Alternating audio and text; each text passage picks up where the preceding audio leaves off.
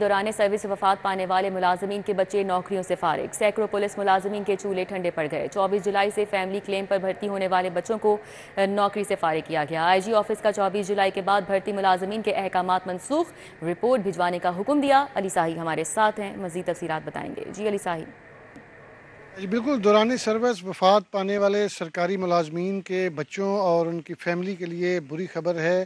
Punjab police نے بھی حکومتی احکامات پر عمل درآمد کے لیے پنجاب کے تمام اضلاع اور تمام یونٹ سے رپورٹ مانگ لی ہے۔ حکومت کی جانب سے احکامات جاری کیے گئے تھے۔ اب دوران سروس وفات پانے والے ملازمین کے بچوں یا ان کی بیوی کو نوکری نہیں دی جائے گی۔ آئی جی آفس کی جانب سے تمام یونٹ سربراہان کو، تمام ضلعی سربراہان کو مراسلہ جاری کیا گیا ہے کہ جتنے بھی 24 جولائی کے بعد ملازمین کو بھرتی کیا گیا ہے فیملی کلیم پر، ان کی تفصیلات آئی جی آفس میں بھجوائی جائیں۔ ان بچوں کے نام یا کسی اہلکار کی بیوی کو نوکری دی گئی ہے اس کی تمام تفصیلات پرفارمے کے تحت آئی جی آفس بھجوائی جائیں تاکہ عمل درآمد کے لیے اس تمام پروسیس کو چیک کیا جائے۔ حکومت کی جانب سے 24 جولائی کے بعد تمام جو بھرتیاں ہیں ان کو کالعدم قرار دے دیا گیا تھا، تو اس پر پولیس میں عمل درآمد کے لیے ڈی آئی جی اسٹیبلشمنٹ کی جانب سے مراسلہ جاری کیا گیا ہے۔ ہر سال سینکڑوں ملازمین جو ہیں وہ دوران ڈیوٹی وفات پا جاتے ہیں، مختلف بیماریوں کی وجہ سے، حادثات کی وجہ سے یا ڈاکوؤں کے ساتھ مقابلوں کے دوران شہید ہو جاتے ہیں۔ تو ان تمام ملازمین کے بچوں کو نوکریاں دی جاتی تھی اور آئی جی پنجاب ان پر خصوصی شفقت بھی کرتے تھے۔ جب سے ان کی تعیناتی ہوئی ہے اس کے فوری بعد جتنے بھی ملازمین کی درخواستیں موصول ہوتی تھی اس پر فوری عمل درآمد کروایا جاتا تھا، لیکن اب حکومت کی جانب سے احکامات جاری کیے گئے ہیں۔ اب 24 جولائی کے بعد بھرتی ہونے والے سینکڑوں ملازمین کو فیملی کلیم پر جو بھرتی ہوئے تھے ان کو فارغ کر دیا گیا ہے اور اس کے لیے تمام تفصیلات آفس میں منگوا لی گئی۔ بہت شکریہ علی ساہی۔ سابق نگران حکومت کا ایک اور منصوبہ حکومت کی عدم توجہی کا شکار ہو چکا ہے۔ C B D major Muhammad Ishaq شہید فلائی اوور کو کھولنے پر کنفیوژن کا شکار ہے۔ برج سیفٹی سٹیبلٹی کے جائزے کے باوجود فلائی اوور ٹریفک کے لیے نہیں کھولا جا سکا۔ دور نایاب ہمارے ساتھ ہے، تفصیلات ان سے جانیں گے۔ جی دور نایاب، اپڈیٹ کیجیے گا۔ جی بالکل، والٹن اپگریڈیشن منصوبہ جس کے اندر میجر محمد اسحاق شہید فلائی اوور کو بھی شامل کیا گیا تھا، جس نے فیروز پور روڈ سے جانب ٹریفک کو جو ہے وہ ڈیفنس کی جانب اتارنا ہے اور نیچے جو چیل چوک کہلاتا ہے اس کو سگنل فری کرنا تھا۔ اس پہ گزشتہ نگران حکومت کے دوران کام شروع کیا گیا جسے اب مکمل کیا گیا ہے اور فلائی اوور مکمل ہوئے بھی کئی دن ہو چکے ہیں۔ اب اس کو کھولنے کے معاملے پہ سی بی ڈی کام کنفیوژن کا شکار دکھائی دے رہے ہیں۔ اس کا سیفٹی اور رسک جو ایک ٹیسٹ تھا وہ بھی مکمل کیا جا چکا ہے۔ C B D, N L C اور کنسلٹنٹ کی جوائنٹ ٹیم جو ہے وہ سیفٹی اور رسک کا بھی معائنہ کر چکی ہے۔ اس کے ساتھ ساتھ جو ایکسپینشن جوائنٹ لگائے گئے تھے اس کو بھی 24 گھنٹے پورنگ یا ٹائم دیا گیا، اس کو مکمل اسٹرینتھ پکڑنے کا ٹائم دیا گیا تاکہ جب برج پہ وزن پڑے تو کوئی مسہیپ نہ ہو۔ لیکن اس کے باوجود بھی آج کئی دن ہو چکے ہیں اور اس پہ فیصلہ نہیں کیا جا رہا۔ کون فیصلہ کرے گا اس برج کو کب کھولا جائے گا، اس کا بھی کوئی فیصلہ مکمل طور پہ سامنے نہیں آیا۔ تاہم گزشتہ ہفتے یہ فیصلہ کیا گیا تھا اور سی بی ڈی حکام کی جانب سے یہ اعلان کیا جا رہا تھا کہ اس فلائی اوور کو کھول دیا جائے گا، اس پہ کوئی افتتاحی تقریب نہیں رکھی جائے گی، لیکن ابھی تک معاملہ جوں کا توں ہے اور اس فلائی اوور کو 100% مکمل کر کے بند کیا گیا ہے۔ تاہم ٹریفک کا یہ حالت ہے کہ والٹن روڈ پہ جگہ جگہ تعمیر ہونے سے اور تعمیراتی کام کے جاری ہونے سے ٹریفک کو مشکلات کا شکار ہے۔ کئی مقامات پہ ٹریفک کھولی اور بند کرے طور پہ چلائی جا رہی ہے۔ دور نایاب، بہت شکریہ۔ حکومت کا ورکرز ویلفیئر کے سرسٹھ سکولز کی سولر سسٹم پر منتقلی کا فیصلہ۔ وزیر اعلیٰ نے ورکرز ویلفیئر بورڈ کو سولرائزیشن کی منظوری دے دی ہے۔ منصوبے کی تکمیل پر 8 کروڑ خرچ کیے جائیں گے۔ راؤ دلشاد حسین ہمیں تفصیلات بتا رہے ہیں۔ جی راؤ دلشاد۔ بالکل جی، پنجاب کے ورکرز ویلفیئر بورڈ کے زیر انتظام چلنے والے سکولز انتظامیہ کے لیے اچھی خبر ہے۔ وہ اچھی خبر یہ ہے کہ پنجاب حکومت نے فیصلہ کیا ہے کہ جو 67 سکولز ورکرز ویلفیئر بورڈ کے زیر انتظام ادارے کی اپنی عمارتوں میں جو چلائے جا رہے ہیں، ان تمام سکول میں سولرائزیشن کا فیصلہ کیا گیا ہے۔ آپ کو بتائیں کہ اس حوالے سے وزیر اعلیٰ پنجاب نے بھی منظوری دے دی ہے اور چونکہ جو کل سکول ہیں ان کی تعداد تو 73 ہے، لیکن 67 سکول جو کہ ادارے کی اپنی ملکیت کی جو عمارتوں میں موجود ہیں، ان تمام سکولز کو سولرائز کیا جائے گا۔ آپ کو بتائیں کہ اس حوالے سے بتایا یہ گیا ہے کہ جلد از جلد اس پر عمل درآمد کو یقینی بنایا جائے گا اور ورکرز ویلفیئر فنڈ سے یہ جو سولرائزیشن کا منصوبہ ہے یہ مکمل کیا جائے گا۔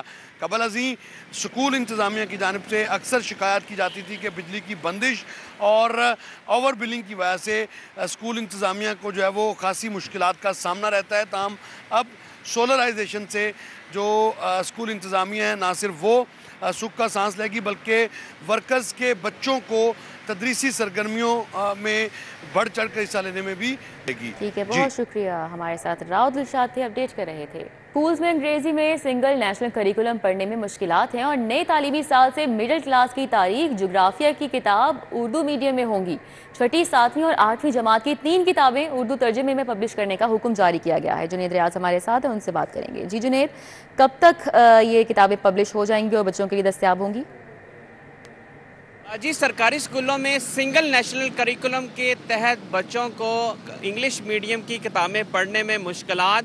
پنجاب ٹیکسٹ بک بورڈ نے مڈل جماعت کی 3 کتابیں جو ہیں آئندہ سال سے اردو میں ترجمہ کرنے کا حکم نامہ جاری کر دیا. اس حوالے سے 3 کتابیں جس میں تاریخ اور جغرافیہ کی کتاب ہے جس کو آئندہ سال سے جو ہے وہ اردو میڈیم میں جو ہے کرنے کے حوالے سے اساتذہ کو اور انسٹرکٹرز کو ہدایت جاری کر دی ہے کہ وہ اس کا اردو ترجمہ کر کے کتاب کو پبلش کریں تاکہ بچوں کو پڑھنے میں مشکلات پیش نہ آئیں. اس حوالے سے جو تیسری کتاب ہے اسلامیات کی جو ورک بک ہے اس کا بھی اردو ترجمہ کیا جائے گا اور یہ سیشن 2024-25 سے جو ہے یہ کتابیں مارکیٹ میں دستیاب ہوں گی، جبکہ تاریخ اور جغرافیہ کی سیشن 2025-26 کی کتاب کا جو ہے وہ اردو ترجمہ کیا جائے گا. اس حوالے سے تمام اتھارٹیز کو بھی ہدایت جاری کر دی گئی اور پنجاب ٹیکسٹ بک بورڈ نے ان کتابوں کا اردو ترجمہ اس لیے کرنے کی ہدایت جاری کی ہے کیونکہ جو بچے امتحانات دے رہے تھے ان کے ان پیپرز میں نمبر انتہائی کم آ رہے تھے اور وہ مشکل 33 نمبر لے کر پاس ہو رہے تھے.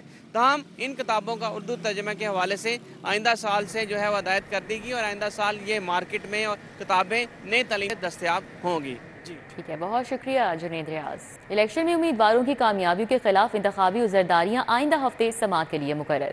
جسٹس سلطان تنویر احمد پر مشتمل ٹریبیونل لاہور کے حلقوں کی انتخابی عذرداریوں پر سماعت کرے گا. ملک اشرف ہمارے ساتھ ہیں، ان سے بات کریں گے. جی ملک اشرف، آگاہ کیجیے گا اس حوالے سے. الیکشن 2024 میں امیدواروں کی کامیابیوں کو چیلنج کیا گیا تھا اور اس حوالے سے الیکشن ٹریبونل بھی تشکیل دیے گئے تھے جن کو چیلنج کیا گیا اور کچھ عرصے کے لیے الیکشن ٹریبونلز غیر فعال ہوئے تھے. اب پھر الیکشن ٹریبونل جو ہیں انہوں نے انتخابی عذرداریوں پر سماعت کا آغاز کر دیا ہے.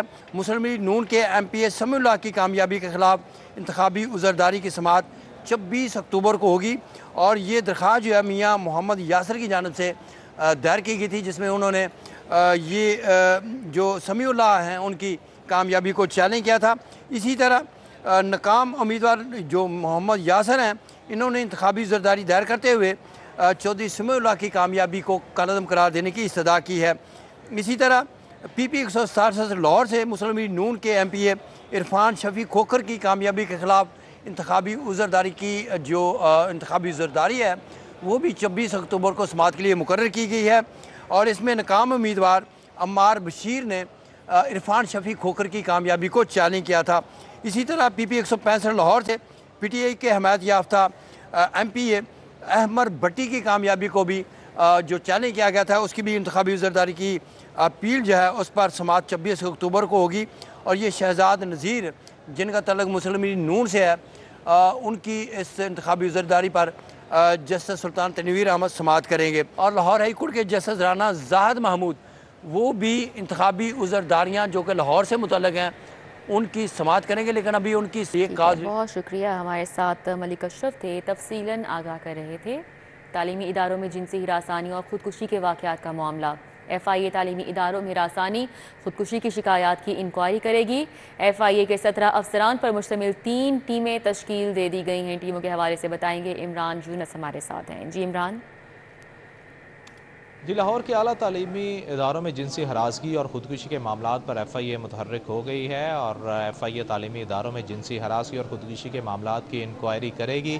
اس حوالے سے ایف آئی اے اسلام آباد کی ہدایات پر ایف آئی اے لاہور زون نے 3 ٹیمیں تشکیل دے دی ہیں. ان 3 ٹیموں میں 17 ایف آئی اے کے افسران ہیں جو انکوائری جو ہیں وہ کریں گے.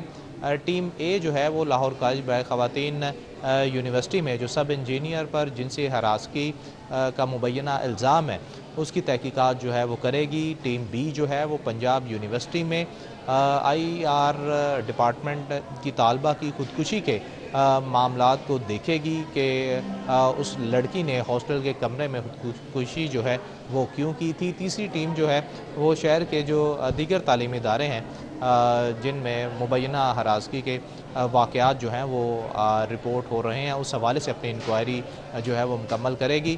اسلام آباد ایف آئی اے ہیڈ کوارٹر نے لاہور زون کو ہدایت جاری کی ہیں کہ اگلے 2 روز میں یہ انکوائری رپورٹ جو ہے وہ مکمل کر کے اسلام آباد ہیڈ آفس جو ہے وہ بھجوائی جائے۔ اور اس کے ساتھ ساتھ ایف آئی اے ہیڈ آفس نے جو تعلیمی ادارے ہیں ان کے افسران، ذمہ داران اور اساتذہ کو بھی ہدایت جاری کی ہیں کہ وہ ایف آئی اے کی جو ٹیم ہے، جو ٹیم کے ممبران ہیں، ان کے ساتھ معاونت کریں تاکہ رپورٹ جلد کمپائل کی جا سکے۔ عمران یونس۔ گورنر پنجاب سردار سلیم حیدر خان سے طلبہ تنظیموں کے وفد نے ملاقات کی۔ طلبہ کی یونین کی بحالی، نجی کالج واقعے پر شفاف تحقیقات سمیت دیگر درپیش مسائل پر گفتگو ہوئی۔ طلبہ نے گورنر کی جامعات میں منشیات کی روک تھام، طالبات کی ہراسگی سے بچاؤ کے لیے اقدامات کو سراہا۔ پیپلز پارٹی طلبہ یونین کے الیکشن کے حامی ہیں۔ گورنر پنجاب سردار سلیم حیدر خان کی جانب سے کہا گیا کہ طلبہ یونین کے آخری الیکشن بھی پیپلز پارٹی کے دور حکومت میں ہوئے تھے۔ طلبہ یونین کی بحالی کے لیے پنجاب حکومت کو خط لکھوں گا، گورنر پنجاب نے یہ یقین دہانی کرائی۔